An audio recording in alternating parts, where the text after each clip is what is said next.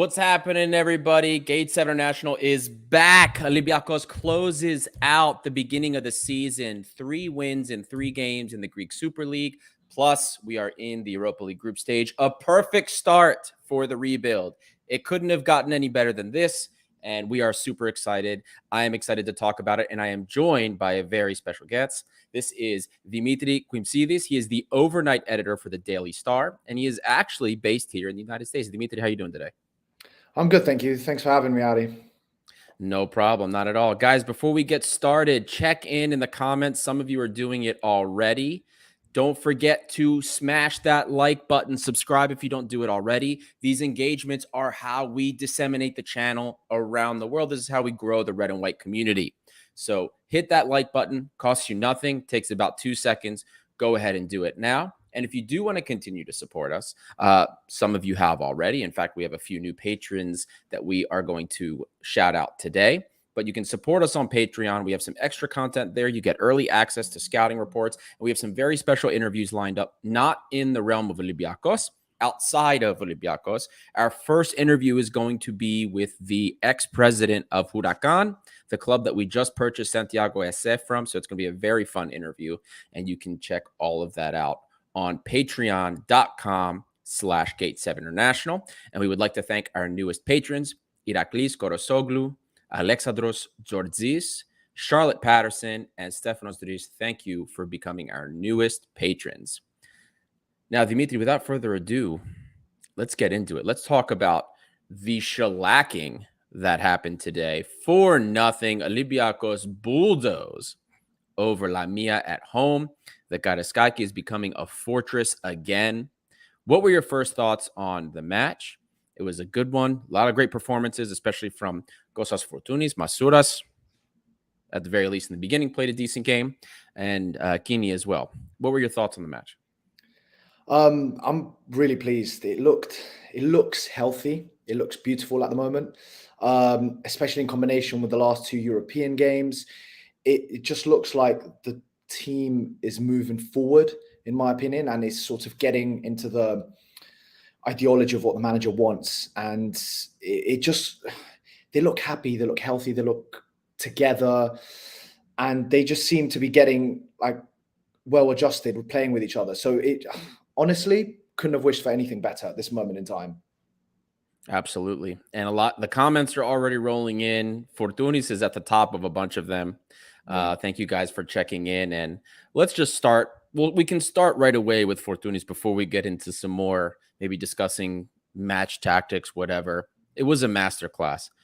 He, on SofaScore, they gave him a 9.8 out of 10. I have never seen in the Greek league a player get this high of a score since I've been using SofaScore, at least. So extremely, extremely great performance from him. A goal and 2 assists. That's 8 goal contributions in 7 matches for Costa. A day after he announced his retirement from the national team. So he may be done with Greece, but he's certainly not done with the Olympiacos, and the performances absolutely show that. No, I agree. It was I was actually saying this on Thursday as well for the Europa League game, and today I was just like, when did we sign? Like, it's going to sound ridiculous, but when did we sign Messi? Like, the way he was playing was just so. It's like he didn't have a care in the world. He'd get the ball, just zigzag in and out, dish it wherever he wanted, shoot whenever he wanted. He just looked just beautiful, so at peace. Like, the ball just did everything he wanted it to do. And I don't know. I can't say that it's like a shock, because we've always known that he's had quality, and you can't exactly say that it's because he stopped playing for the Greek national team now that he's announced it. So he's either playing more free-flowing, or he wants to prove a point to the people in charge of the national team, or anything like that, because he started the season well. So it's not just like he woke up this morning and went, you know what? Now that I'm done with the national team, I'm going to show you what you guys are missing out. It's not like that. So he's been great all season so far. He's honestly, if he stays injury free and carries on playing like this, I wouldn't take him out ever. I wouldn't bring him off. He's brilliant. He has been, and today he's involved in so many things. He could have had another assist, that really early chance with Pep Biel, the interplay between the two of them, and Pep Biel just kind of skies it. Then he hits the post at 1.2. I mean, if he scores that goal or gets the assist for Pep Biel, he probably does get a 10. To be honest with you, I mean, he was something else today. At one point, he had over 110 touches in the match, and it was like still 15 minutes, at least 15, 20 minutes before the end of the match. I can pull up the data that I have here, but I mean, 100, I don't think I've seen a match where he's touched the ball that much. He was everywhere. I think what managers told him is basically play wherever you want. He's sort of given him that freedom to just go where the ball is and create, and not necessarily be stuck on the wings. There was a lot of time you'd see him come cut inside, link up the play. So that freedom, I think, helps him not just play better, but also be happier.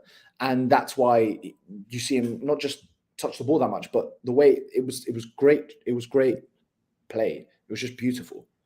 Yeah. Well, we've seen a lot so far this season. Diego Martinez changes and switches the wings constantly. He switches who's the 10. We see it. Yeah, with Biel as well. He does that a lot. Yeah. Yeah. So it's I don't think we're going to see a lot of stagnant positions one way or another, whether it's with Costa, whether it's Pep Biel, or whether it's Masouras. He's going to be moving people around constantly. And we are 7 minutes in here. But we're joined now by Costa as well. Perfect timing, because we've all both Dimitri and I have given kind of our early thoughts. We're talking about Costa. Costa, talk about your namesake. Masterclass today, 9.8, as I said earlier, on Sofa score, goal and 2 assists. Could have had another assist if Pep Biel scores. Could have scored if he didn't hit the post.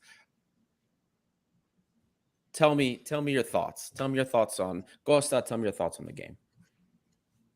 Yeah, first of all, good morning, good afternoon, good evening, wherever you're listening from. Good to be back on the show. I heard you talking about Costa a little bit already. I mean, we know that he can do it against Lamia, kind of the lower, let's say, the lesser teams in the league. And I don't mean to throw cold water on the party, but like, we know he can do those things. It's great to see him have that confidence to drive at opponents. And I mean, he had a fantastic game. You said Sofa Score gave him a 9.8, and it was an almost a perfect game. You said he hit the post. There was nice interplay. I don't really want to focus on one person, but if you think back to the whole situation with Costa last season, in particular, the way he was treated by the previous manager at the time. I mean, you could say Martins learned to play without Fortounis because he had those 2 big injuries. He insisted on playing Aguibou Camara at the 10, and a lot of people are, pointing the finger now and saying, how the hell did we mess this up? But look, I'm happy for Fortounis. This is a player as well. Don't forget whose contract is running out next year. So he has that extra motivation as well. I think the Saudi market doesn't close until the 20th of September. So that's always a possibility as long as the market's open in Saudi Arabia. There's talk of them offering 2.5 million a year for 3 years. We don't know what Olympiacos is offering, but you just hope that Costa can carry this through against better opponents in European games. And there are tough games coming up in the Greek league, no less. Ajax is the next game that we have. So, long may it continue. And it's great to see him not only contributing offensively, but I think, we saw him tracking back, making tackles, things we don't really, attribute to Costa, like the defensive side of things. So, credit where credit's due. Happy for him. Of course, he's a fan favorite. We heard the crowd chanting his name as well. I think after, what was it? I think the last goal where he made the assist to El Kabi. So good on him, and long may it continue.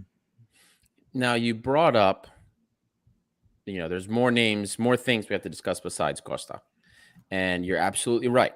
Now, maybe I'm a little bit more concerned about this than I should be. Maybe, because it was Lamia. Maybe we were a little bit caught too forward. But we did get caught a few times, especially in the first 15 minutes of the game. Lamia had some pretty scary transitions that cut right through us. Now, in the end, did they have the most dangerous of opportunities? No, they probably had maybe a couple that were within 25 meters.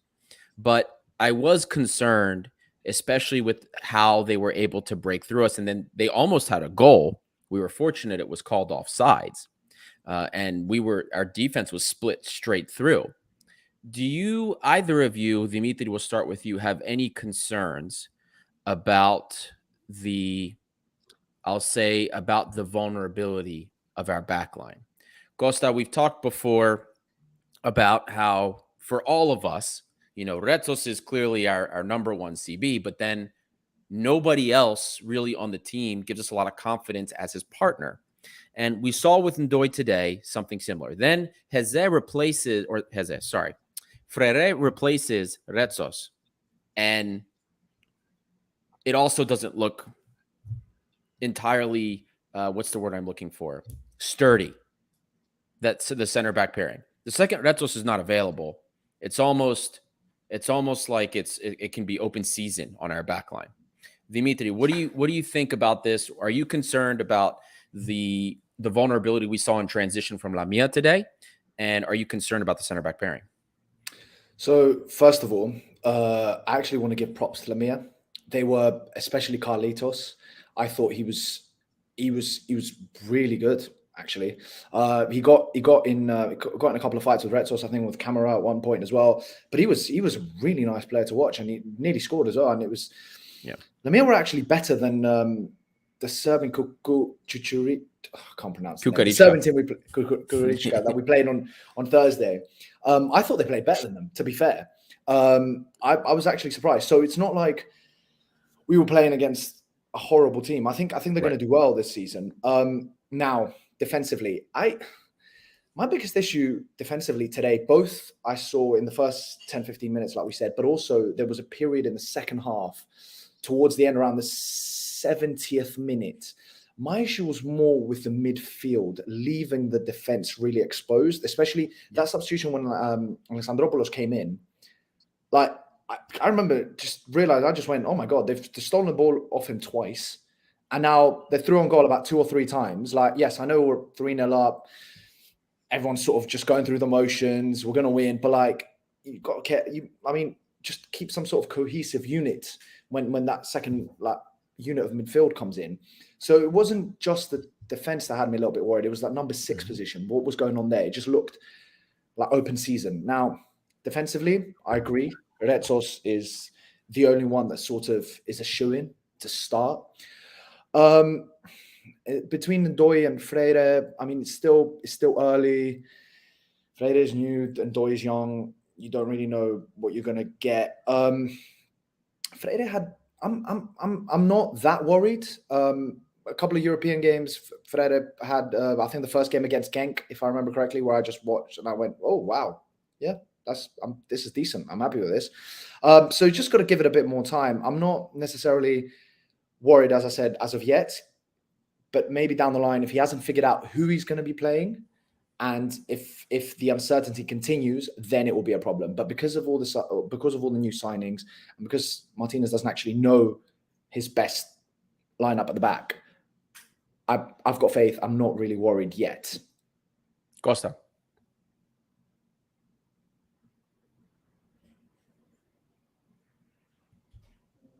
Costa, you on mute, buddy? Oh, yeah, sorry. I tend to agree with a lot of what Dimitri said. I think it's not just about the back line. I think today there was a lot of moments, particularly in the first 20 minutes, where we were a bit overconfident, or, and I said I don't want to single out players, but I'm going to single out Madi Camara, because Madi Camara knows what it is to play in the Greek league. And I think there are those kinds of players who think that we can walk these games and that we don't need to be 100% concentrated from the first minute until the referee blows the whistle to end the game.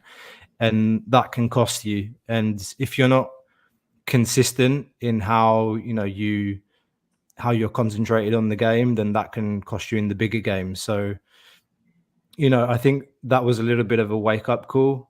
I think he kind of put it up a notch a little bit after the first 20. We scored the goal and things kind of settled down and he got better. But I felt like Maddie in particular was just playing below 50% of his ability. And also, today we played with Kinney at right back for the first time. Ortega made his debut.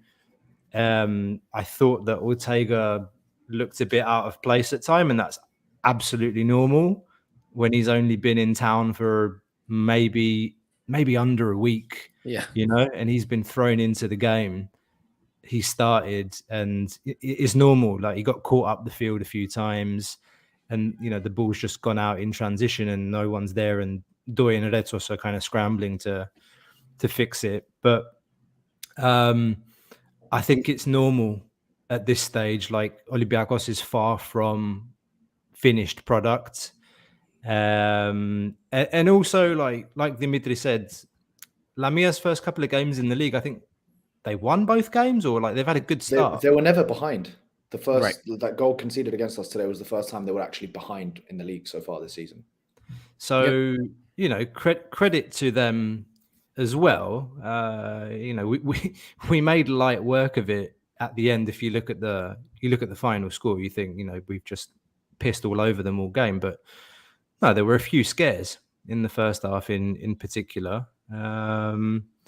So, I kind of, if I may, I want to take a step back as well, because, Ari, you mentioned we're going into the international break now, and I kind of want to also think back to where we were a year ago, because we've gone from being a complete train wreck to actually being put back on the rails, so to speak, by the two Spaniards. And I think it is the moment to kind of say this now, because it is the perfect start to the campaign with the Europa League football secured. That's going to be a huge challenge for us, I think. And 3 out of 3 in Greece. We were a team last year where every game we went out in Europe in particular, I won't say, we feared for our lives, but, we went into those games and it was depressing. It was a depressing year, and the Spaniards have put us back on track. I think it's time for us to, say good job. They deserve some applauds. It's not an easy job. It's not an easy achievement, what they've managed to do.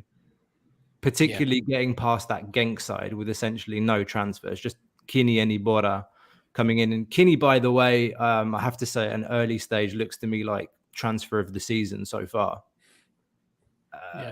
Just early on, I love everything about him. Can play left back, right back, the same. But it doesn't matter if he's on the left or the right. You actually watch him. If you don't know him and you see him playing on either side, you're like, what's his best position? Because he plays just as well on the left as he does on the right. So, lots of positives. The manager's already so early on. It's the 3rd of September, and I wasn't expecting to see already combinations and, automatismos on the pitch so early. We didn't see anything like that last season. And it was a train wreck. We changed 3 managers or 4, I can't remember. But that's really positive. And the team, it has an identity. We know things about, if somebody asks us, we're going to play other European teams, we're going to talk to other people from other clubs, and it's like, okay, tell us about your team. So you can say some things about this team now. The way we play, the attackers play behind the striker. They change positions all the time. Masuras has this new role. Fortounis is playing wide. Biel is getting into the box, creating chances. Hesse in the midfield, he was terrific in the first half. He was running for Camara as well. The amount of times I think he stopped Lamia in the box. Yep. Like interceptions, tackles. He was brilliant, and the wing backs too. Like it's the first time we're seeing inverted runs, not just overlaps. Like we see the wing backs going in. Yep. Ortega was playing in midfield sometimes, like he'd come inside and just play that Trent Alexander-Arnold role. Exactly. It was very similar. Like I forgot that he was a left back. I was like, oh, play in midfield. Yeah, exactly. Yep. Like, you don't really see that with Greek clubs, right? The whole like inverted runs. But I'll shut up in a minute. All I want to say is that like I'm super happy with where we are right now, and it's you've got to kind of keep your feet on the ground and head looking at eyes looking at the stars. But there's some hard tests coming for the team, and it will start with Ajax, and then it's Freiburg at home, so it's not going to be easy when we come back from the international break. So yeah, no, you're absolutely right. And there's two comments that I want to touch on real quick because they kind of go hand in hand with what I'm about to say. The first is from Chiles here. Jovetic Psychologia. You're absolutely right, and you can see that in the way they're fighting. Right, you saw like Hesse, the times he was running back, sliding to get to the ball when a Lamia player was coming forward with it. You also guys noticed in the scouting report, I talked to you about how he anticipates a lot of the passes. In the 14th minute today, when Lamia, now Hesse was the one that gave the ball away, but Lamia was coming into our box, and you see him. The player's running down. I'm forgetting who was actually one of our players challenging him. It might have been Kini. But you see Hesse, look, he's running first in line with the Lamia player. But then you see him, the second the Lamia player starts to pick his head up, he knows he's going to be making the pass to the other guy that's running inside the penalty area. And he changes his run and intercepts the ball right away. That's the type of stuff I was talking about. And we saw that multiple times. Hesse is a high IQ player. He had a couple of giveaways today, but his defensive work was, he's a silky touch. And I think he's going to be a great player for us long term. But the psychology of the team, they fight for everything. When Kini got in front of the ball off of that corner kick to stop it from going in, I forgot who was taking the shot, but Kini jumped in front of it and deflected it and prevented a goal from happening. The players fighting for balls, I'll say most of them, getting scrappy. We didn't see that at all last year. There was no fight in this team. Look at the fight that's on the team now. And going into that, you can see that with the team on our defensive side of the ball, in our press as well. Lakis Gavalas is here asking what our PPDA is this year, our passes allowed per defensive action. It's a measure of our press compared to last season. Last season, we averaged 12.5. We allowed 12.5 passes. That's not good. Before we made a defensive action. This year, including European competitions, we're averaging 7. 7 is really good, guys, compared to 12.5. I mean, I told you guys when we did the Diego Martinez analysis, I said our press is going to be a different beast this year. And that's what it is right now. It's incredible stuff. I completely agree on that. It looked like gegenpressing. It looked like what Klopp does with Liverpool a lot of the time. I was just thinking to myself, they're losing the ball, pressing straight away. You don't see that in Greece. Like everything in Greece is played 10 times slower than the rest of like the big league. So it's amazing to see that actually happen. Go everyone like working like dogs to try and get the ball back. Yeah, it's something else. We haven't seen the press like this since 2019, 2020, Olympiacos under Pedro Martins. And that's the COVID year. The one that we would have beaten Wolves if COVID hadn't happened. Exactly. That's the year. Yeah. It's completely different. It's a completely different thing altogether. And I have a lot of high hopes. I mean, it can't go much better. Let's hope that the international break is the rest that we need so that things can continue.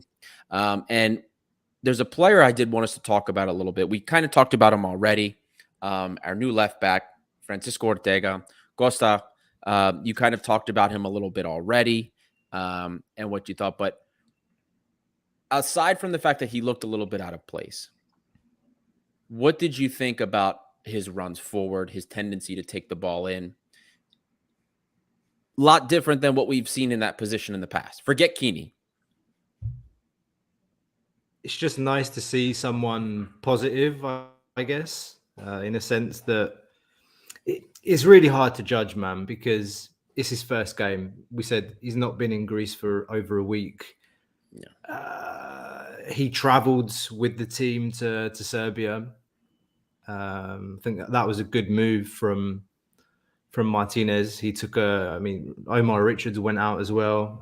Binic, who wasn't even eligible to play. I think he's gonna need some time, but you saw like some flashes, certainly, like when he was trying to cut in with the ball and get past the man. I think he's clearly lacking some confidence and just know-how on the pitch.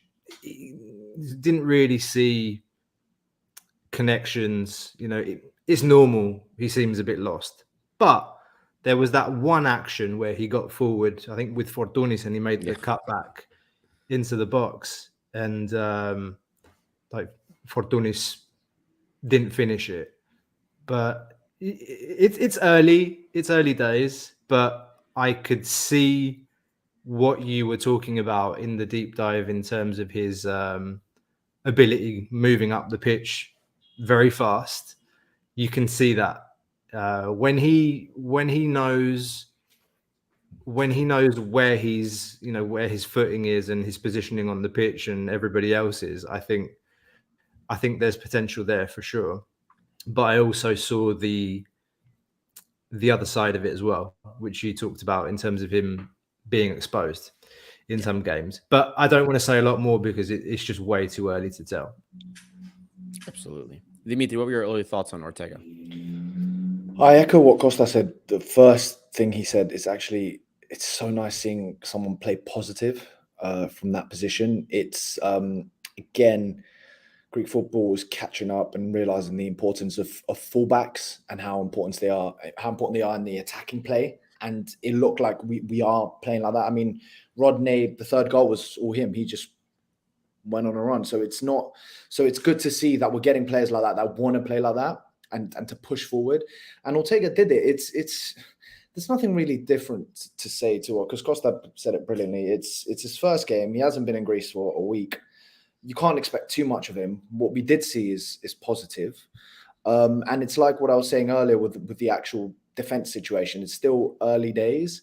So it's all very like positive and entharitico. Like everything is just gonna. It seems like it's gonna work out in the way that we want it to. So that's what Ortega is giving us. Like it's beautiful. It's what you want right now at this stage, and I'm happy with him. And defensively, yeah, he looked like he wasn't in the correct position or wasn't 100% in tune with how the team was playing. But that's fine. It's a start. It couldn't have been a better game for him it's perfect for me too, with our lack of real wingers, right? We have all of these like inside attacking mids, inside wingers, with Binic really as our only out-and-out winger on the team.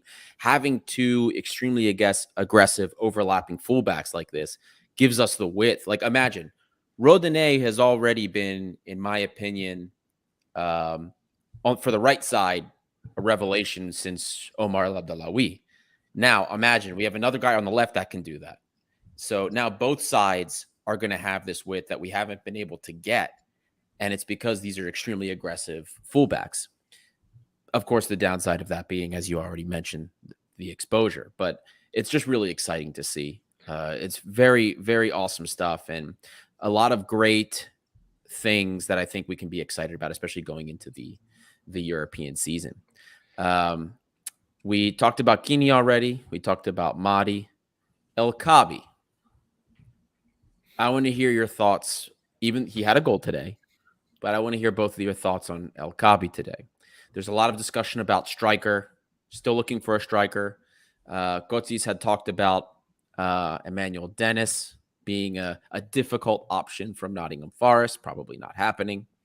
Can we get through the season? Gosa, you and I have talked about this on a previous show too, but can we get through the season with El Kaabi and El Arabi? Gosa, you start. No. No, we can't. Completely agree. But that's just mainly because it's funny, because at the beginning of the season, when we were watching preseason friendlies and so on and so forth, we looked at El Arabi, and El Arabi was scoring the first 2 friendlies, if I remember well. And we thought, he looks in good shape, and, maybe he's got something to offer this year. But I think I hate to say it, I think it's over, man. I think it's over for him. Certainly at a high level, I still think he can score some goals for us. Of course, you don't lose that instinct that he has and the ability to finish. But okay, turning to El Kaabi, I think he had 3 shots today, 3 shots on target and 1 goal at the end there, and it's great that he got that goal. It's good for his confidence. He's going away with the Moroccan national team now. And it was a really good finish, man. He buried it into the corner. I think Fortounis played a lovely ball, of course. And then I think he played 1 touch to get it out in front of him. And then he, placed it perfectly into the corner. It was a really tidy finish. I'm not convinced that he's our go-to number 1 option. Now, is it this MLS character, Carranza? I've never watched him play. I've seen some video. He's young, ambitious, never played in Europe. So he would need some time as well if that happens. But yeah, with El Arabi and El Kaabi, just those 2, I'm not sure. The good news is that we're getting goals from other positions around the field. And I think, we talked about Masuras, Biel, Fortounis, the interaction there and how they're playing behind the striker. Those players are going to be so important for creativity, for goals, in this system that Martinez likes to play. So we definitely need a striker. We definitely do need a striker. I think we can do better. But I'm not at the moment. I'm not worried about our creativity per se. We're creating chances, and I think that's really good to see. I think it was more than 10 shots on goal every game this season, and 14 goals in the last 10 days. I think was the statistic I heard earlier. So that says a lot, and I think three of those have come from El Kaabi. I got trolled in my DMs the other day, and then again after the match today, because somebody thought I was a little too negative on El Kaabi in my scouting report, telling everybody they'll be disappointed by calling him El Arabi 2.0. But do you understand what I was saying? Like why? And I tried to explain that. It's like, okay, yeah, he's got the goals. And it doesn't take much to be like when you have an Olympiacos like this that has quality everywhere and is making opportunities happen, like we've seen from Olympiacos teams in the past. But like he's not that. El Arabi, when he was, we'll say prime El Arabi, was a different sauce. Great and built up, could score from almost anywhere. Just a different proposition than what El Kaabi is. And not that El Kaabi's like, I'm not saying he's garbage, but it's just not that. I value El Kaabi's hustle, but he's more like a Guerrero than an El Arabi 2.0. At least that's how I saw it in the scouting report. But I don't even know where to start with El Kaabi. I've got so much on this. First of all, he looked so relieved when he scored. He honestly, he looks like he's trying so hard to score that he's got all this pressure on him. I think he just went, oh, okay, I got my goal. He didn't have many chances, but the two big chances that he had right at the end before the goal were, come on, he should score both. He should have had a hat trick. They're both sitters. Like the header, he had about 5 miles of space from the defender. He should have buried that. Then the one-on-one, again, should have finished that. So I think when he did score, it was like, oh, thank God. But I agree. He's not. I agree with Costa when he just went no. He's not enough. Personally, this is what irritates me. He's 30 years old, first of all. So he's definitely not our number one. And he can't be our number one. Like, he's too old. No offense. Unless you're like Ronaldo or Salah or Messi, like, you can't have just been signed as the first striker at the age of 30, in my opinion. And the style of play is just too. I don't think he offers anything that different. El Arabi. He's not giving me super fast. He's not giving me super skillful. He's just, like the classic sort of centre forward. And El Arabi, 10, 20 minutes in a game, I reckon he could grab the goals that El Kaabi's chasing for 90 minutes. It's not a massive upgrade. And like, I'd rather sign someone else and just keep El Arabi as our second option. Like, the man knows what he's doing. He's been playing for Olympiacos for years now. The fans love him. He clearly loves the club. And why not? Just keep him as a second option. I mean, obviously they can't get rid of El Kaabi now. That's not what I'm saying. It's just that he's the only thing that I'm just watching and going, oh, like, he's just draining it out of me. What Costa said about the three players behind him providing the goals, like Biel, Fortounis, and Masuras, is, I think it's great. But the reason for it is because of the fullbacks playing so far forward. They're creating so much space by opening the field, opening the pitch, that these guys can just cut inside and come in. That you don't need Biel, Fortounis, or Masuras to be on the wings, because you've got Kini or Ortega or Rodinei just running down the wings and playing the whole wing on their own, that the other guys just come inside and just play as extra strikers, which is why they're getting those goals, and which is why they're touching the ball a lot more than El Kaabi is, because they're just better at controlling the ball. They're better at having it, the faster, the silkier. So that's why they just have more chances than El Kaabi. It's the system.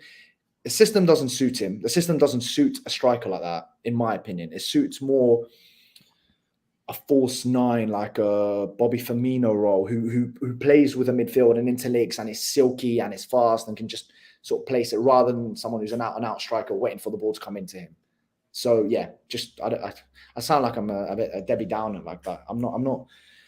I don't think he's a bad player. I just don't see an upgrade. I don't see something that he's offering that this team needs, personally.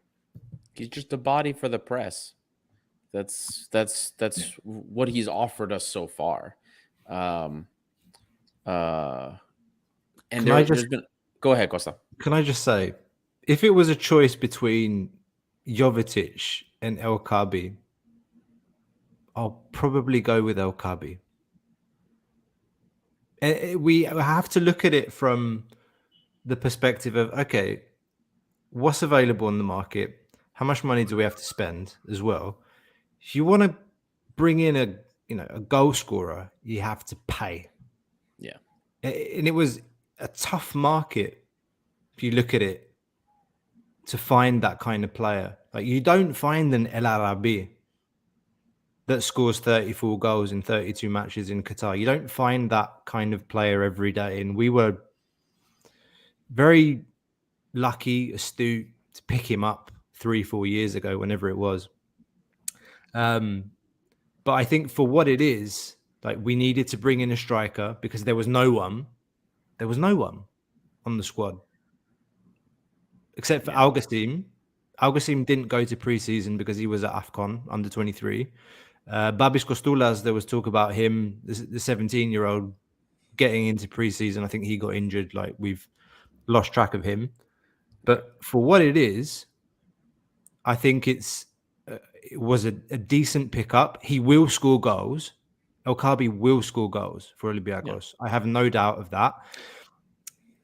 You know what irritates me is some things that I saw on the pitch. So Dimitri said, in this kind of system, you want more of a false nine type player, a Bobby Firmino that will get the ball, turn and run into space.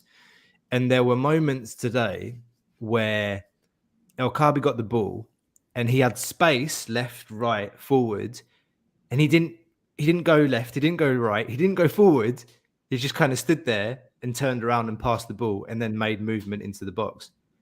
You would love to see a player that like gets the ball in those kinds of positions in and around the box and has the ability to turn, and if he has space, to start running into space. Yeah, that's not the type of player that El Kabi is. No, not at all. I don't know about this Carranza player, and Yeah. I don't know if it's going to be him that ends up being the striker, or if we're going to sign a striker before the UEFA deadline. I think my position on this is really, good comment about Solbakken, because I feel like I don't want to bring in a striker after the UEFA deadline. No, I think we need them for the UEFA. We need them for Europe. Exactly. Yeah. And if we're not going to you bring and I in... could score. We could score in the Greek league. We don't need a striker for the Greek league. But there is this kind of talk going around that we might even sign a player after the UEFA deadline. I don't really see the point. It's like, all right, just put BL in a false 9 position, or stick Solbakken up there. Like, he can play further forward. He's more of a second striker type profile anyway. Right. Like, I really hope that we manage to bring in a player ahead of the deadline. And it's past midnight in Greece, and I still can't. Nothing's been confirmed. But yeah, no, I hope it's not the case. And Costa, just because I do have to head out, guys, so I apologize for that. But you're in good hands here with both Costa and Dimitri. But the Solbakken comment. There's a couple of people that have asked about that. That's why I brought it up. And I've gotten a lot of questions. Watch the scouting report if you want to learn more about Solbakken. But everyone keeps asking about that. Can he play as a striker? Can he play as a second striker? And he has played as a second striker. I wouldn't say he can play necessarily behind the striker, but off of the striker, he definitely can. He definitely has the skill set for that. So I wouldn't be surprised if we see him get utilized in a role like that once in a while. We've already seen it with Masouras, and in a way, he has a lot of similarities to Masouras. Check out the scouting report. You'll see the data regarding that as well. But before I sign off, I'll give you guys my man of the match and coach's grade. A+ for Diego Martinez and Costas Fortounis. Of course, I have to give it to him. 9.8 in some places. It doesn't get any better than that. But you guys have a good rest of the show, and I'll be listening to you from afar. Cheers, Ari. Have a good one. See you later, Ari. All right. I just saw a comment by Lakis Ravalas. My bet is Nottingham Forest Loney again, and I really hope he's wrong, but I could see that happen. I could see that happening if things get desperate. Just being like, you know what? Here's a loan from Nottingham Forest. Divock Origi, they just signed him from Milan. I don't know if we can get him in from as a loan instead, but that would be beautiful. But yeah, hopefully no loans from Forest. I think that would be a bit provocative. Hang on, we've already brought in 2, 3, 4. Like, there's talk about Kouyaté as well going around. But I just want to bring up this comment as well. Same person, Lagis, says the fact that he still gives minutes to El Arabi instead of Al Gassim, or anyone for that matter, makes me think they might not sign a striker at all. I think the fact that El Arabi didn't get any playing time today is a sign, or should be a sign, that we are going to bring in a striker. That's my interpretation, at least. Likely. So we'll see. I was actually thinking that. I was like, okay, you're up 3-0. The game's over. Why are you not taking your main striker off to make sure he doesn't get an injury or he gets rest or whatever? But then I was thinking, as the game goes on, maybe he wants him to just play and hopefully get that goal, which he did. So it might not necessarily be a striker. They might just be like, right, I want him to stay on because I need him to score. And this is the perfect game for him to score, because the later it gets, or 3-0 up, the easier it's going to get. Because, like, if you're down 3-0, you're sort of like, your head goes down, you're like, I just want the game to end. So that's what Martinez might have been thinking. So hopefully, I'm seeing it more positive than you're optimistic. They are going to sign another striker, Dan, and that was just because they wanted Alkabi to score. I agree. I think the reason, like you said, the reason they left him on, and they need to give him a full 90. He's still acclimatizing. He's still getting to know his teammates. I think we take all of this for granted. Hang on, if you look at the team that played today, outfield minus Paskalakis, who are the players that were really starters last season? I mean, Masuras, Fortounis to an extent, and the Retos and Doi, they were in and out. Like Retos in particular, he was out after the Aris game. Yeah. That's the game where everyone was like calling for his head, and now everyone's saying that he's Maldini. No, apart from Paskalakis and Masuras, I wouldn't even say Fortounis, because Fortounis wasn't a constant throughout the whole season. Masuras and Paskalakis, that's it. So it is a completely different 9 out of 11. I think they were saying out of the first 6 games that we've had this season and the first 6 games that we had last season, I remember I was listening to this on the commentary on Ortega. They were saying, I think it's either 1 or 3 players that have played, that have stayed. It was quite staggering. I heard something that staggering, like Masuras, wow. That's it. And I just went, what? It's that just revolving door syndrome that we have in Greek football, where it's like, wow, everyone's good. It looks like Chelsea. I'm thinking to myself, I wouldn't go that far. I'm like, that just goes to show how bad it was last year, that we've just gone, do you know what? Like, complete restart. And that was crazy. So yeah, we gotta cut him some slack, Alkabi, on that. That everything's completely different, and everyone is sort of gelling together. So it's not like he's coming to a team where like 10 out of the 11 we're all playing together, and they just tell him, you do this, we'll find you. It's like everyone's finding each other still. So yeah, I agree on that. For sure. What did you think about Brinic? He had a little cameo today as well. Efthimis says, this dude Brinic is so fast. Wow. And Heze's like, who let the dogs out? We're seeing the best version of Fortounis in his career. That's a big statement. Give it time. Give it time, Eftimi. But Dimitri, what did you think of Brinic so far? Like 2 cameos, we've seen him. Too early to tell, but what do you see? Comparing him, for example, to Ortega, I think it's, even though Ortega's only had 1 cameo, it's even less possible to make to get an opinion of him. Yeah, he's fast, but out of all the new signings that we've signed and have played so far, I really hope this doesn't come back to bite me in the ass, but he's the one that's made the least impression on me so far. He's the most forgettable one, which I know a lot of people are going to disagree with me on this, because there's a couple of comments raving about him. I just can't.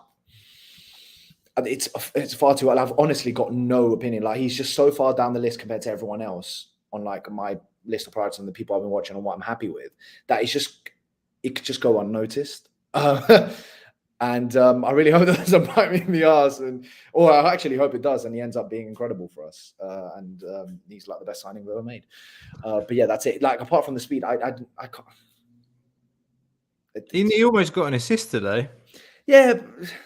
I mean, it was, the game was over, but it's the game was over after the first half. Like, do you know what I mean? I mean, look, there's you can't make an assumption, I think, it's too early to tell. He needs to start to see. But the one thing I will say is that he's the only player that we have playing in that front 3, like behind the striker. Yeah. If you can call it a front 3, let's not go there. He's the only one that likes to play on the touchline.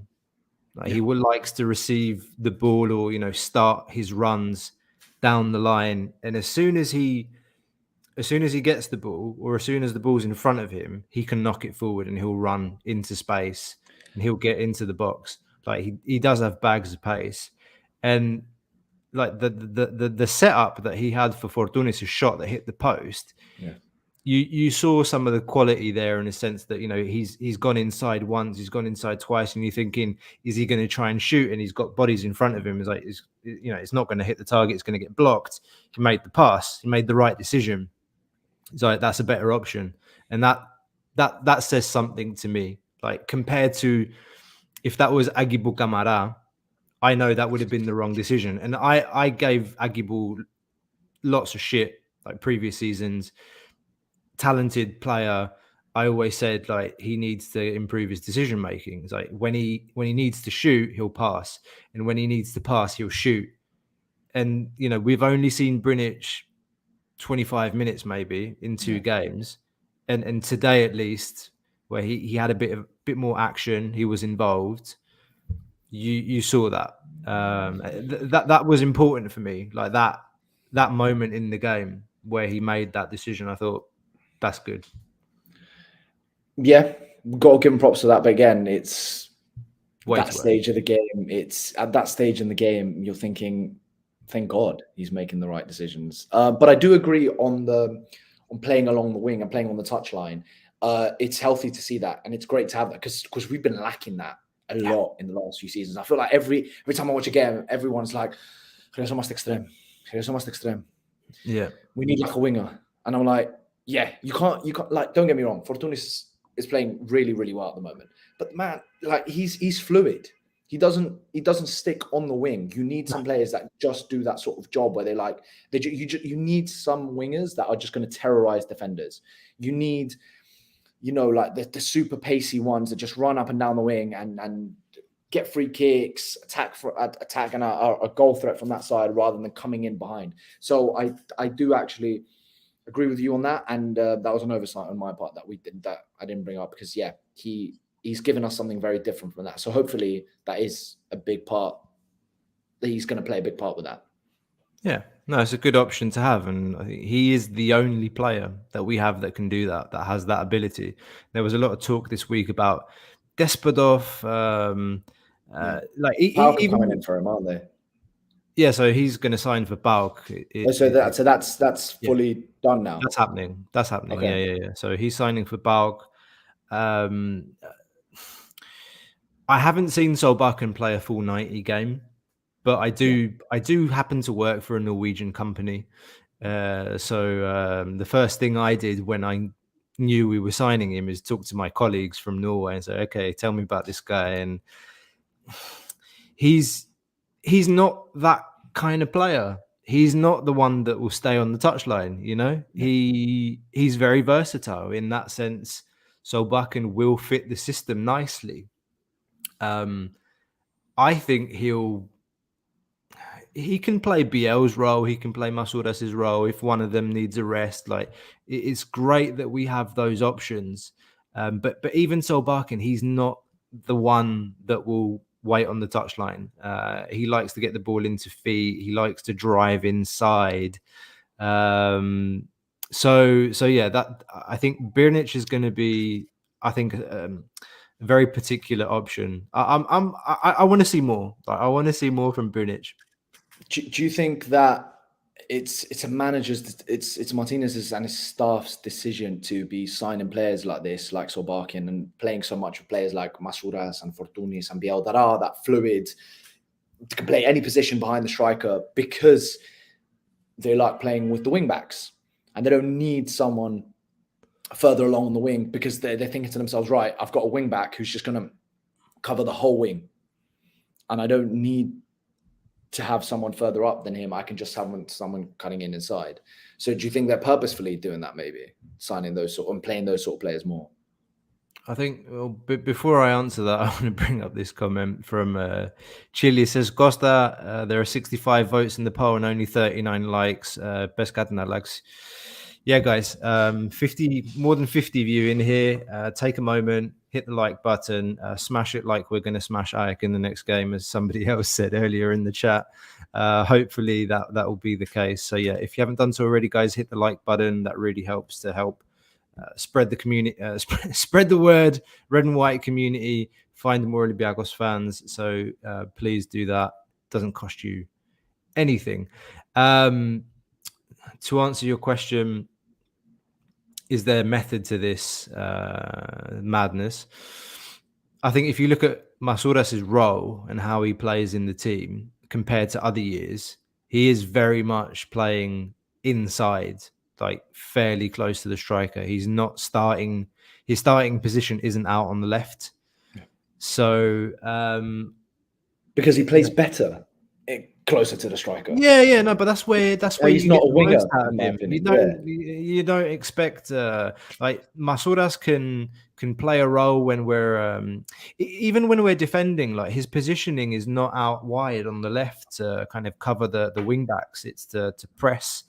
It's to press the centre backs, and even that's different. So yeah, I think it is intentional that we are looking for those kinds of profiles and not pure wingers. But we've had this conversation a few times, I think, among members of the podcast, in terms of like who do you actually think of like today in today's football, modern football? How many pure wingers are really out there now? Like pure wingers.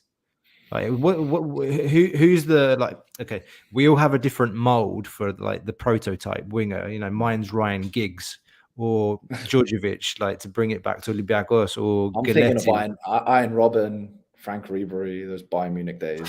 But even those are different. Even those are different. Like Giggs was really like touchline, like played down the wing, and Galletti as well. Like they played on the lines and they'd come inside, take a shot. But like Robin, Ribery, that's different. But you see, like there's not really like pure wingers like back in the day. Because I was gonna say, like even like Salah and Mane, when they had that front three at Liverpool, they like it's so interchangeable. Like Salah would end up being the striker half the time and cut behind. So yeah, even the world's greatest winger at the moment is not really necessarily a touchline winger who just hugs the touchline. So yeah, you're right. But again, I think it's because nowadays modern football relies so much more on the wing backs. And we are seeing that evolution where you have the defenders, controlling the whole wing, which gives them the option to cut more inside. So I think it's got to do with that as well. That football's changing, like every position sort of evolves and stuff. For sure. There's a nice comment here from Andreas Yoriopoulos. Says, "Hi guys, apart from centre forward, do you think we need extra solutions at centre back and defensive midfield like Kouyaté and Biancone? I think he's a right back. Thoughts on Pedence to Saudi Arabia? Do you wanna take this?" I think if I had to choose, was it between defensive midfield and centre back, I'd choose defensive midfield. Centre back, we have options at the moment because everyone seems healthy. It's more of a Martinez figuring out who he wants as his starting back four.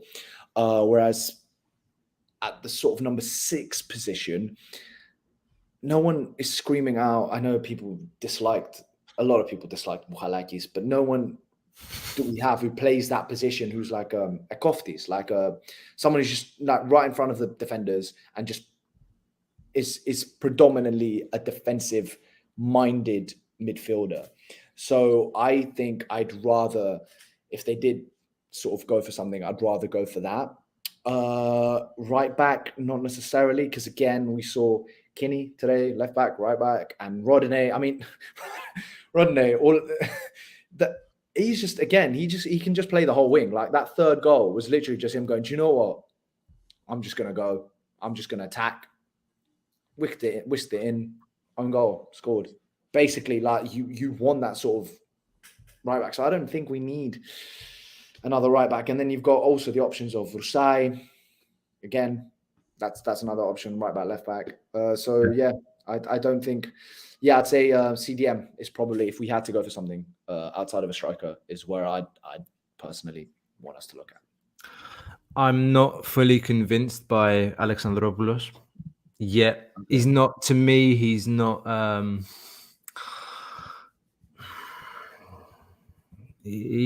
think there's something missing in midfield. Twice today, the minute he came on, like that. Twice in like a minute, lost the ball. Yeah. Right in front of the defenders. I think he's better suited in a more advanced role, and I don't agree. I think he should be playing closer to the circle, not being the first one to pick up the ball as a 6 and start the possession and build up. And that's how he got caught twice today. I think he got the ball outside the box. He received. He tried to run into space, and he got tackled by that big fella that they had out on the left with the blonde ponytail, the Lithuanian guy. But centre back I've talked about before, and we touched on it again earlier today. Besides Retsos, is that Freire-Retsos partnership the one? Is too. I feel like it's a bit late now. There's Doi, there's Freire, there's Perozo. I mean, he's not part of the team, but there is Cisse is an option. Do you know what? I'm glad you mentioned it, because what do you do if push comes to shove and you need an extra option? Do you bring him back into the fold? Like they've really marginalized him. Yeah. I personally liked him when he played. It's like when he had his head screwed on. Yeah, and he was concentrating. There were times where he was one of our best players. Like, we know this is a player that we could have sold for above 15 million, and now we can't even get more than 2.5. Yeah. Okay, like it's a player that we've mismanaged. He's made some mistakes along the way too, no doubt. But yeah, we didn't like the transfer window is shut for all the major markets. No one's come in with a bid that was deemed satisfactory by the club. So what do you do? Like, do you just keep him there training with the bulldozers and Pierre Koundé and Lazar Radejevic? Oh my God, I forget about Koundé. Yeah. Wow. Yeah, these guys are still training at Eddie alone. Wouldn't it be better if you activate him? It's too late to sign a centre back, and honestly, like this rumor about Biancone from Forest, no, thank you, no, thank you. He's a player that he can play centre back and he can play right back, but no, thank you. He didn't play last season. I don't think he played a single match, maybe a cup game. No, thanks. I'd rather have Doi.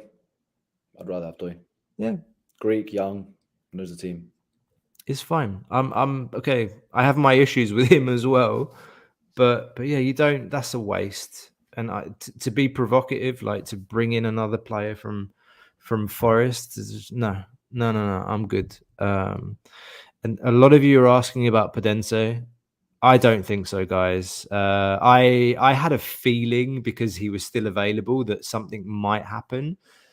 I don't think he's the player a lot of us really remember either. But I can't see it.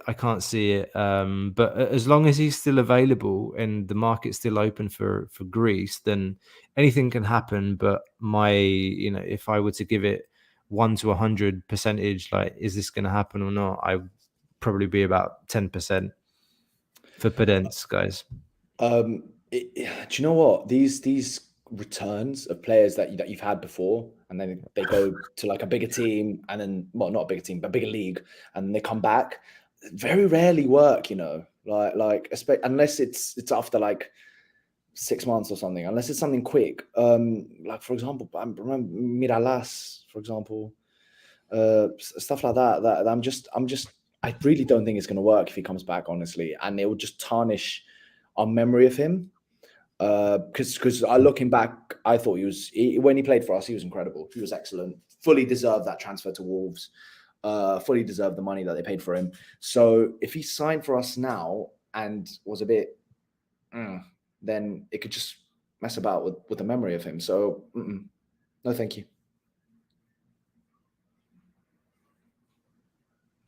I'm with you on that, and Yorgos Mourzanos is saying Red Star Belgrade are interested in Huang.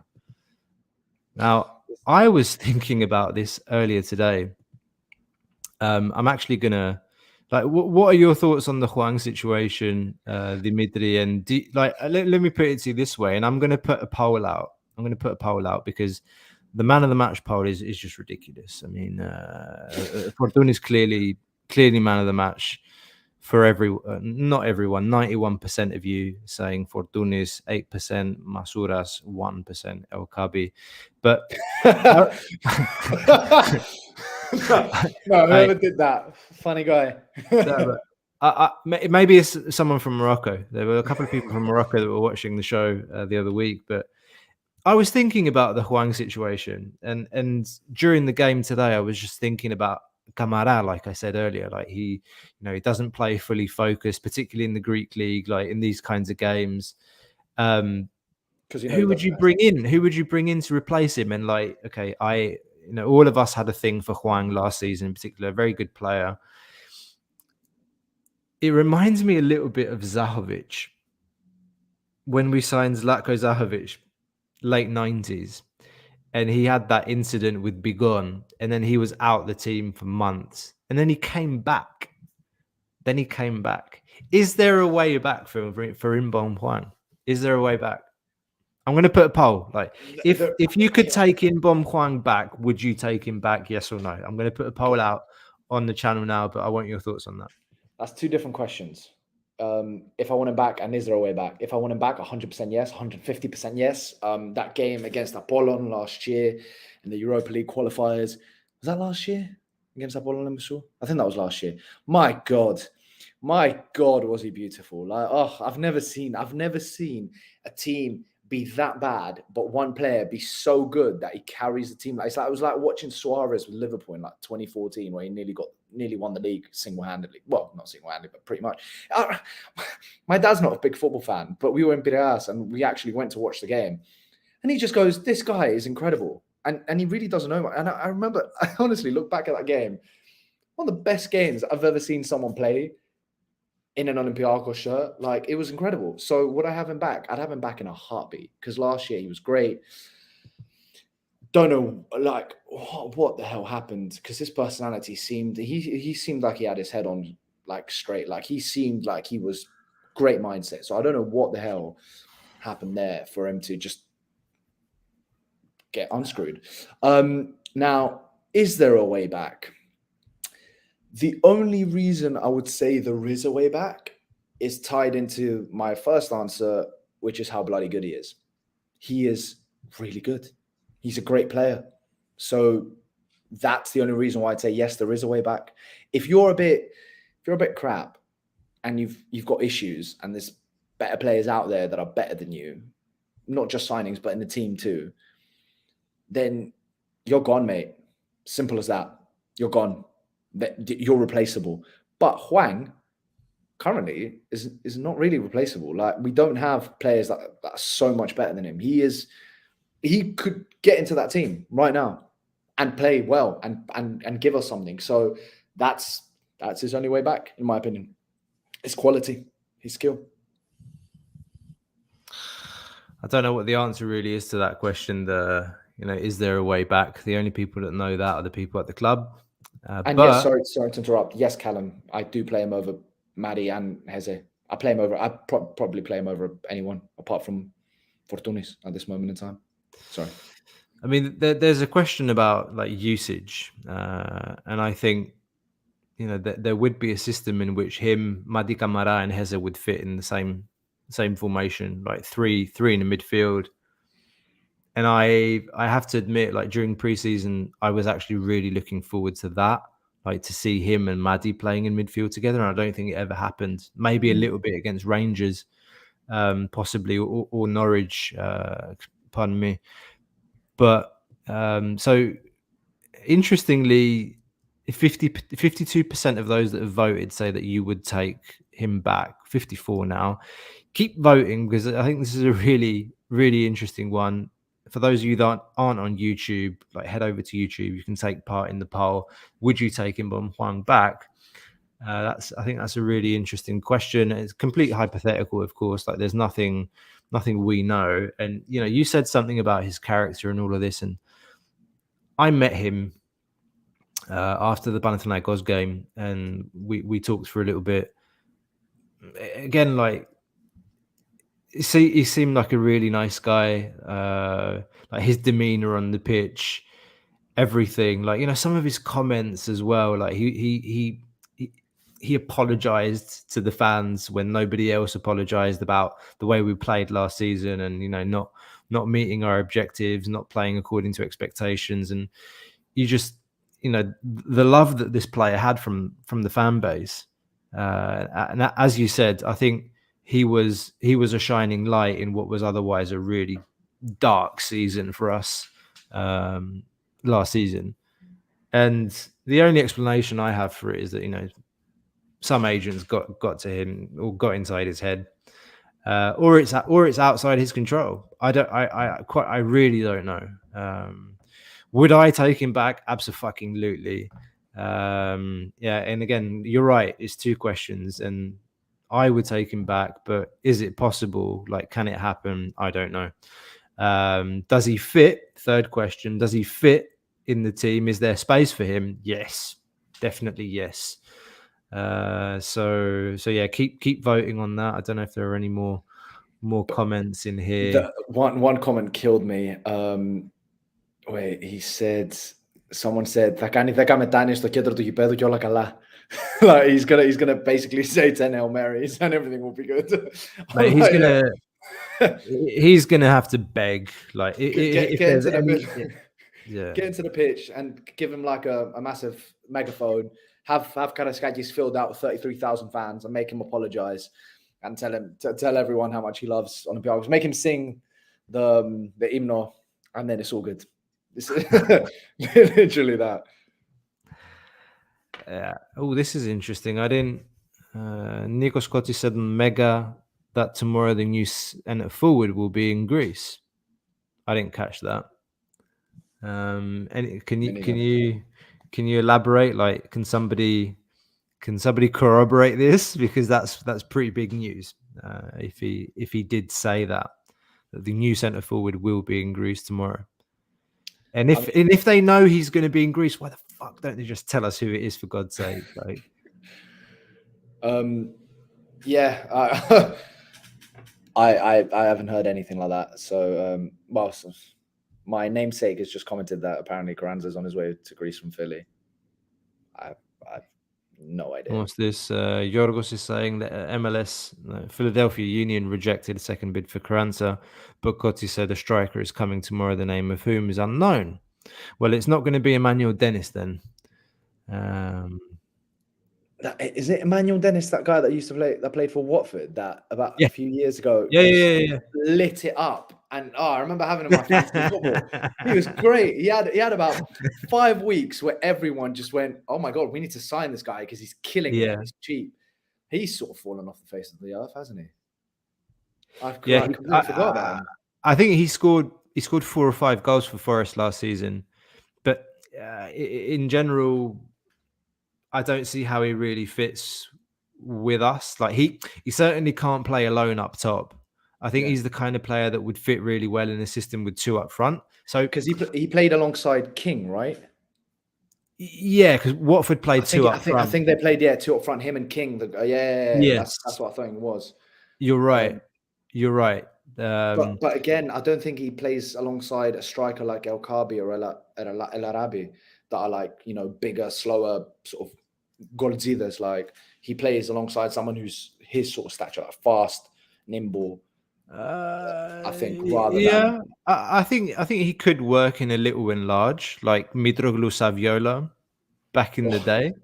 That worked. That was really good, wasn't it? Against Anderlecht that game. Yeah.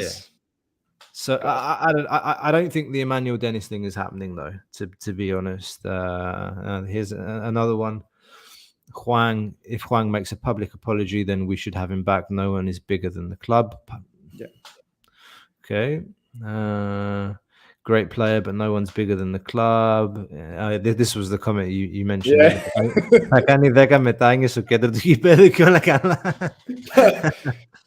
But it's funny, but like I'm like, if a player is good enough, then it really should be like considered.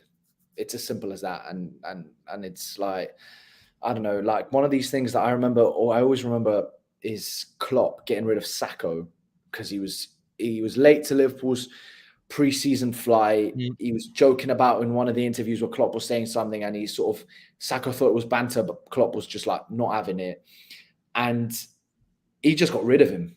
Just literally just went, you know what, you're gone. But Liverpool did have, like, Saka was not Maldini.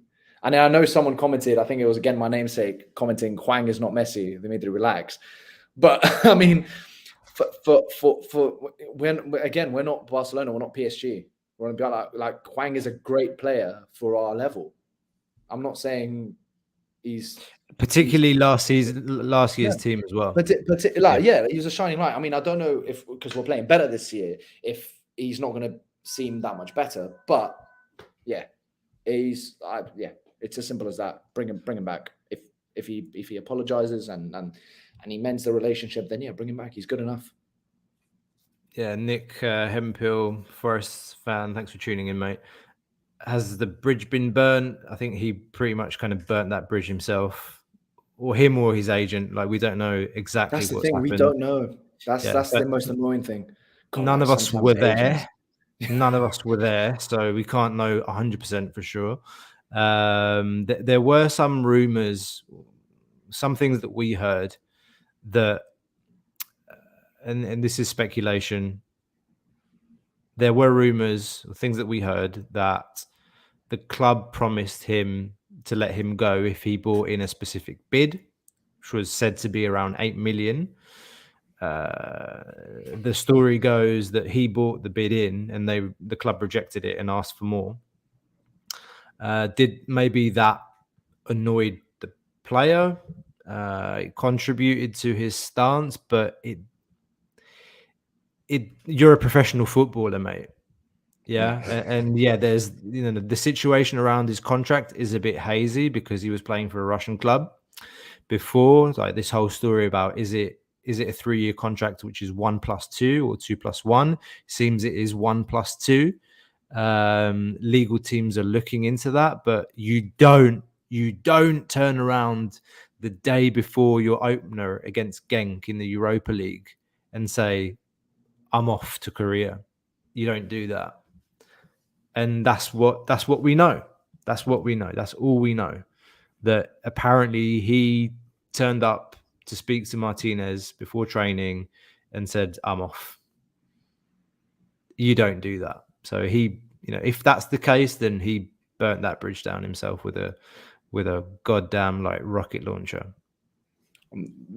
I agree with that latest comment from Delta.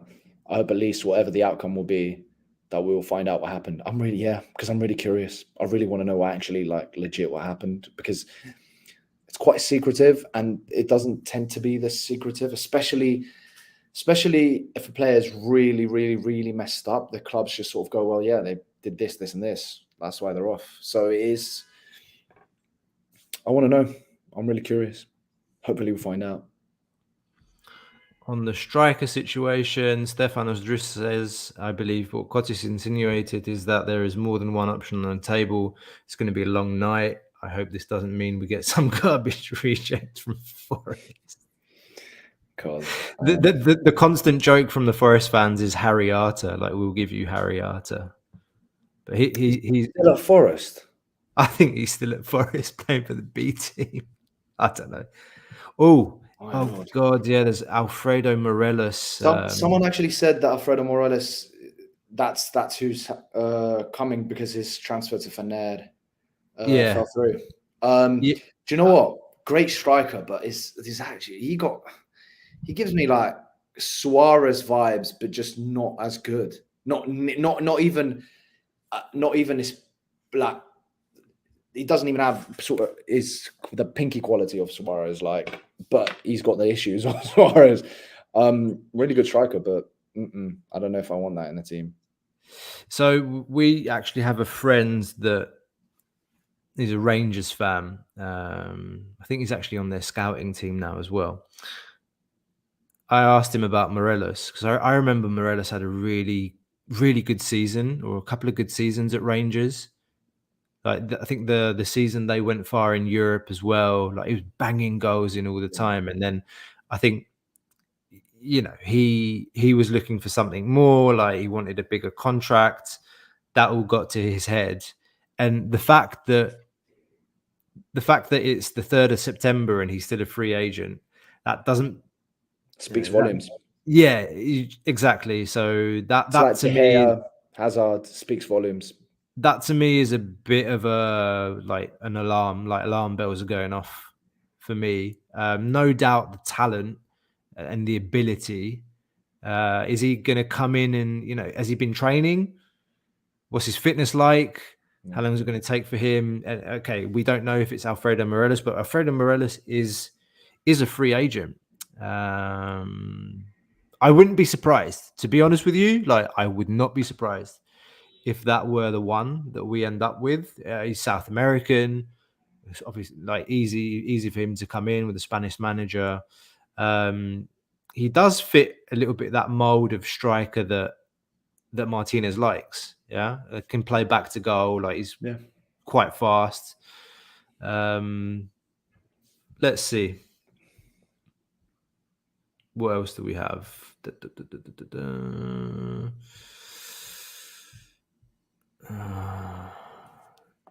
Oh God. Mike Scobb says Nikolakopoulos again on Sport FM said Jovetic's name.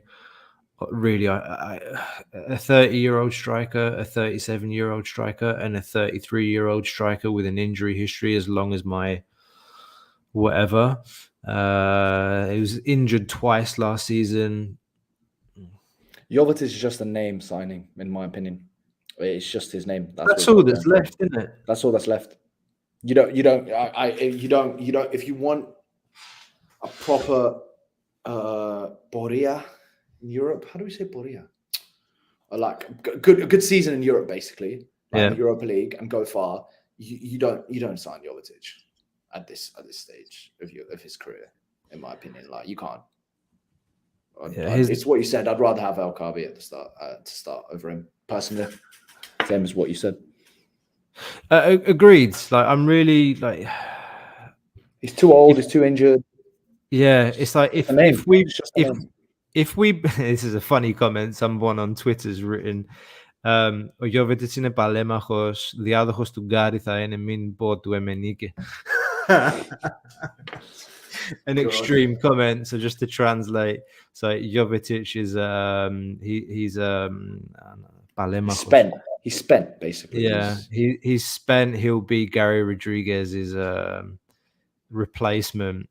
He's going to be injured all the time. And Emenike, my God. Oh, Jovetic, the Nelson Valdez of 2023. Oh my God. Do you remember Nelson Valdez? Oh my God. Some of these players are just honestly forgotten. Oh God. Jovetic's name, all of a sudden it's breaking. Everywhere. Yeah.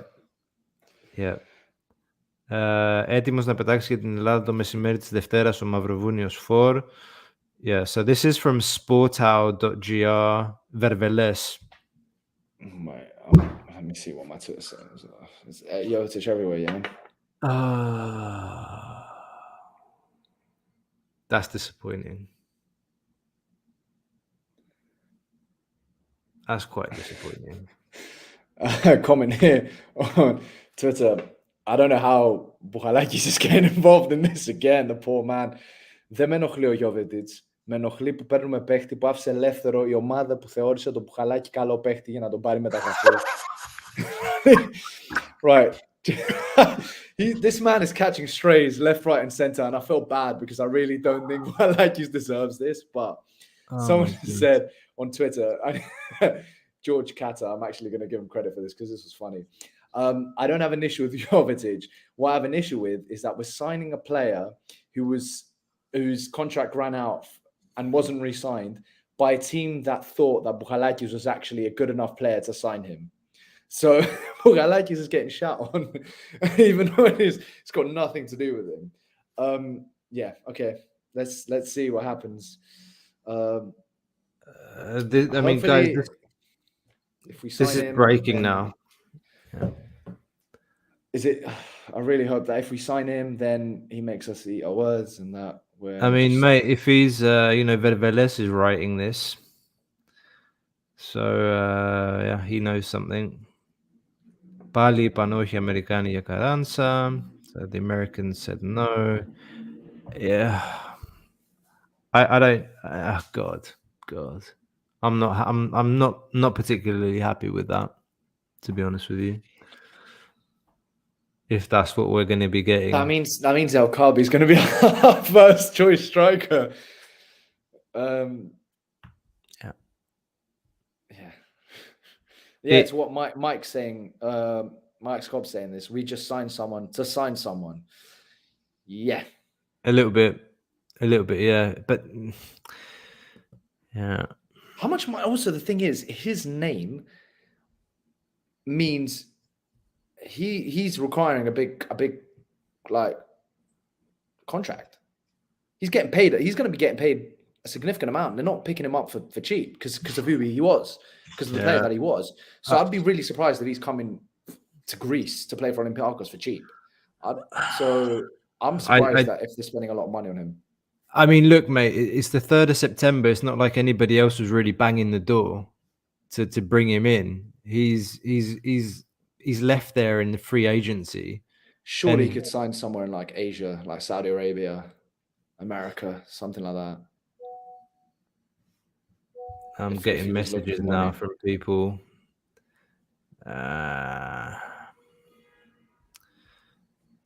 Disappointing. What a waste. Disappointing. I mean, maybe he proves us wrong. I don't know. But a player that was had two long injuries last season and got relegated. Maybe Hertha Berlin had that other player, Luca Baggio, the Belgian winger that we were looking at the last season. I don't like it. But somebody said to us recently that we're not ready to give the kind of money for that proper striker, and unfortunately we haven't managed, and we're going for Jovetic now, it seems. And this comment και κάπως έτσι αρχίζει πάλι γκρίνια. Για 2 σας είχε μείνει να αγοράσετε έναν επιθετικό. Αν δεν έχουμε γκρίνια δεν γίνεται, πρέπει να σπάσει πλήξη έλεος. Like it's basically, in long story short, what he's saying is signing someone like this is what gets the fans annoyed, and the fans are going to be complaining. And you don't want that sort of energy. You don't want to be complaining towards the club, especially when our results are really good at the moment and everything. Yeah. Like you couldn't have asked for a better start to the season. Really. Like literally perfect start to the season. Maybe less of a heart attack against Genk. Maybe that game against Genk in Belgium, maybe we would have had the goal a little bit sooner so that we didn't have about 50 Xanax. But apart from that, it's been a great start. So you don't want to be complaining. And now we are complaining. Even though like today, the show started so positively, we're raving, and now it's finishing with us sort of going, oh, crap. Why are we signing Jovetic, basically? Yeah, I mean, I wouldn't go this far. Nolan, Lindefox, Samatta, and Spora are better than Jovetic. I'm not sure about that.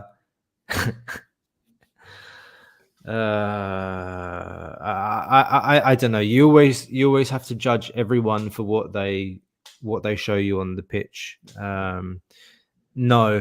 GS, did we ever have a chance to sign Rafa Mir? I don't know, but difficult, very, very difficult. Lakis Gavalas is saying they're leaking it on purpose so that people don't complain with Dennis. I mean, do you know what? It's worked, because I wouldn't complain with Dennis if we're not signing Dennis instead of Jovetic. I wouldn't complain. So you might be right, mate. I feel like Jovetic hasn't been a real football player for so many years. He's just like a journeyman that's been going around and round. I can't remember where he really made his name. Was it Fiorentina? It was Fiorentina, and then City signed him. And Bravo! They paid so much money. So I think City signed him in 2013. Then he went to Inter. And he stayed with them for 3 seasons, but one was on loan at Inter. I personally remember him at Inter. Like City didn't really stick for him. I think like Fiorentina and Inter, the 2 teams that sort of, when I think of him, this is what I think of, because City was just one of those signings where they just signed him for signing him and then never really sort of took off with them. Yeah. And then after Inter, did he go to Monaco? before going to Hertha. Yeah. That's right. Yeah. So it's I mean, they're big clubs. Big clubs. He's got a big name. Theoretically, out of all the signings that we've made this season, he's got the biggest name, the biggest past. But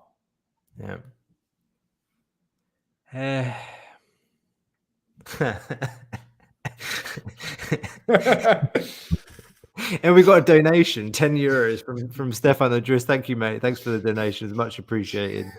Feeling depressed about signing Jovetic, become a Gate 7 international patron and you'll feel better in no time. Thanks, mate. Thanks for the shout out. If the signing gets announced, we should have that. We'd have that like a banner on like the announcement of the signing. But you know, jokes aside, if you do become a patron for Gate 7 International, you will get early access to his data, comparison graphs that we do, early access to the deep dive scout report before it goes live on YouTube as well. So you can head over to patreon.com/gate7, the number Gate 7 International. If you'd like to go and support us there as well, guys, feel free. And Stefano, thanks very much for this contribution as well, my friend. It's weird because what's this? People are coming with the jokes now. The meal Cordon was cooking was expired. Who's telling him? It's true. Like up until now, this is the first. I feel like it's the first signing for me where I'm actually like, oh, for fuck's sake. But I'm just kind of like, nah. It's not the kind of signing that we've made this season. So far, like this it's season, the name, you know, like Dornum, Ferme Dornum, and I bet Dornum. It's like okay. Romeo to get the fans to go to the. But it's what Nolan's saying. At least James, James, and Marcelo were big names. I mean, don't get me wrong, Jovetic is a big name. We literally just talked about his pedigree. Like he's got big teams in his CV.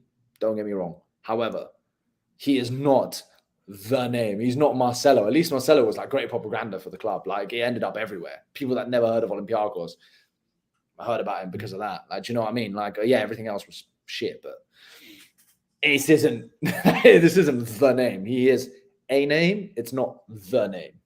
So yeah. Oh, for God's sake, it really is happening. Like it's breaking everywhere now. For God's sake. All right. Well, whatever. Stefan Jovetic, welcome to Olympiakos. You heard it here on Gate 7 International. From the tone of my voice, you can hear I'm not super excited, but if anything, you're bringing in a player. If there's any positive spin that I can try and put on this is you're bringing in a player that has bags of experience, that has played in the top leagues in Europe. In Italy, in France, in Germany, in England, and he's coming to play in Greece now. So you just hope. Pray to God he stays healthy. Yeah, exactly. You just hope he's not completely crocked and that he has something to offer, because, like, no doubt, like this is a player with quality. He's just not has been, but he's way past his best. He's way past his best. There's no resale value. Hopefully we get something out of him. As simple as that. Yeah, really. Yeah, that's it. Hopefully he stays healthy, bags a couple of goals. Hopefully he's a good presence in the changing rooms with that experience that you said, like playing in the top leagues, playing in the best leagues. Really, well, you know, Serie A, the Prem, and Bundesliga, League One. The only one he hasn't played is La Liga. So he's played in 4 of the 5 top leagues in Europe. Yeah. What are we going to do when El Kabi will go to AFCON? Sign someone in January on the final day. Probably. But the issue is probably will buy a good striker next year. That's why we signed Jovetic now. They wait until his 2 million contract expires. I think they wait until his. Are you referring to El Arabi? Because that's something that just, you know, is it's like a weight that we're carrying from last season. That decision to renew him with that that big contract. And there were offers from Morocco. We can confirm that. But Youssef didn't want to leave. And if I were him, I probably wouldn't want to leave either. I don't blame him. Yeah. Okay. Yeah. Okay, guys. Like, do a poll. Do you want Jovetic or none? And none is going to win, says Yorgos. How's that poll going, by the way? We've had...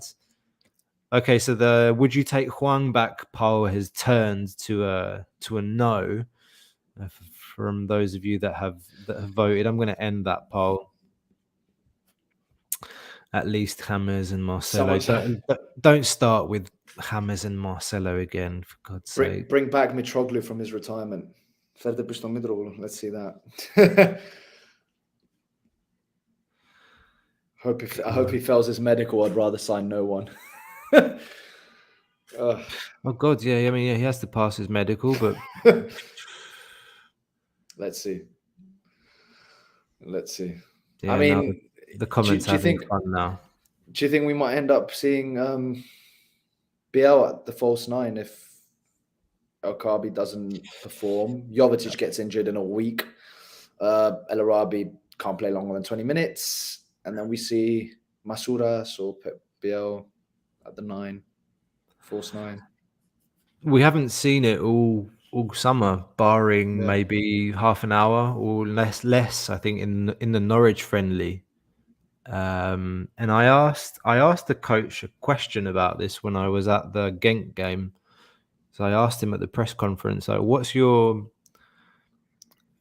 where does this idea come from, like playing Masouras as a striker? Yeah, because he took he played Masouras as a striker in some of the friendlies, and he did it against Genk as well at home.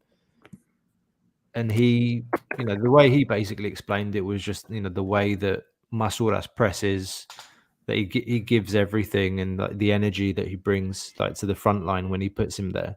So I don't know, mate. Now we have to wait and see. I mean, first of all, it's past midnight here, and I know you have to go as well, and I should probably start. It's like 1 a.m. for you, isn't it? Yeah.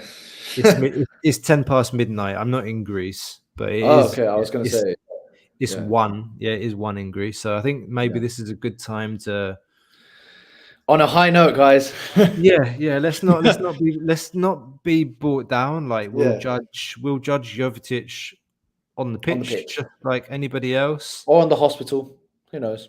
Hopefully not. But yeah, no. Thanks.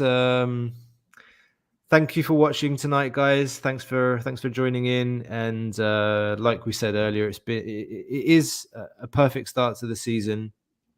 So far, 3-3 in the Greek league. We're sitting at the top into the Europa League. We didn't talk about the draw even today, didn't we? Like, maybe let's leave that for another time. We're winning the whole thing, mate. We're going to win the whole thing. Yeah.